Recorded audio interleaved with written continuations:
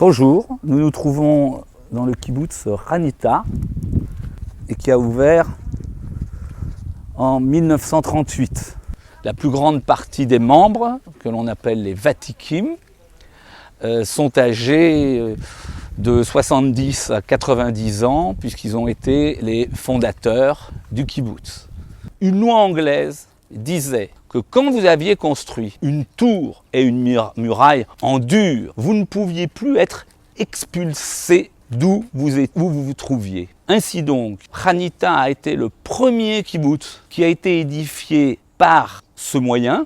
Et quand Ben Gourion a déclaré l'indépendance d'Israël, la moitié de la Galilée se trouvait en territoire arabe. Beaucoup dans le kibboutz n'ont pas fêté l'indépendance parce qu'ils ne faisaient pas partie de l'État d'Israël.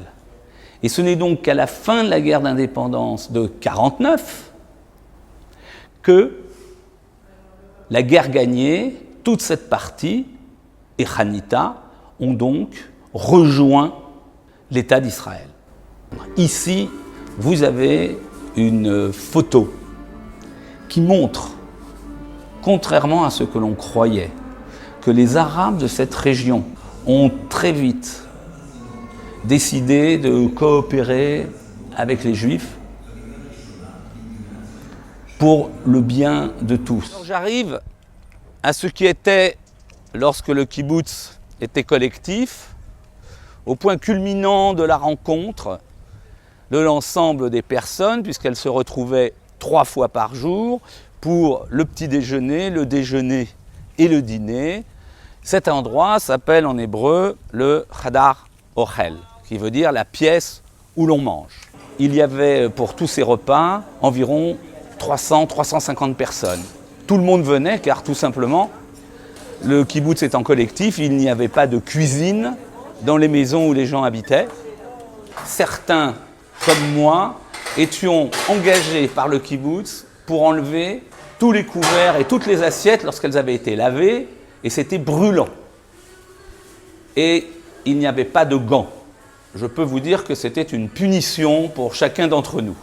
Les vendredis, les membres du kibboutz venaient manger Hadar Ochel, il y avait le Shabbat, les gosses y dansaient, et les parents et tout, c'était très très sympa. C'était une ambiance, je ne me rendais pas compte, mais tout le monde, quand moi je me suis un peu arrêtée, maintenant, un peu, beaucoup, on me dit, mais enfin, c'était tellement bien, mais on ne peut pas refaire, parce que maintenant on ne mange plus à la salle à manger.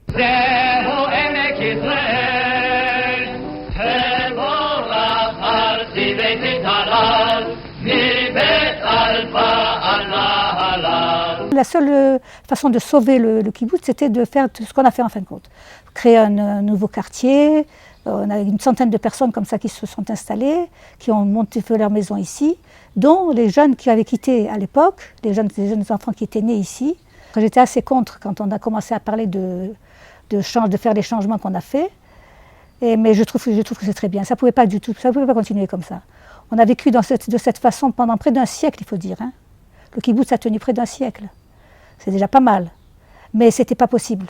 Avec les jeunes qui partaient, on voyait le kibboutz complètement se liquéfier, si on peut dire. Cette piscine a été rénovée il y a 2 ans.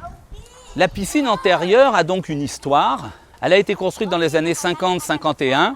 Et cela grâce, si l'on peut dire, aux indemnités, aux réparations allemandes d'un déporté. Et c'est un plaisir pour nous tous de voir tous ces enfants, tous ces jeunes bébés patauger dans la piscine. Eh bien, chaque kibboutnik a cette clé pour toutes les cadenas qui longent la frontière naturelle d'Israël et du Liban. Vous venez de voir à l'instant une tour qui est le mirador du Hezbollah. Le village blanc que vous apercevez est l'un des villages libanais qui nous entourent.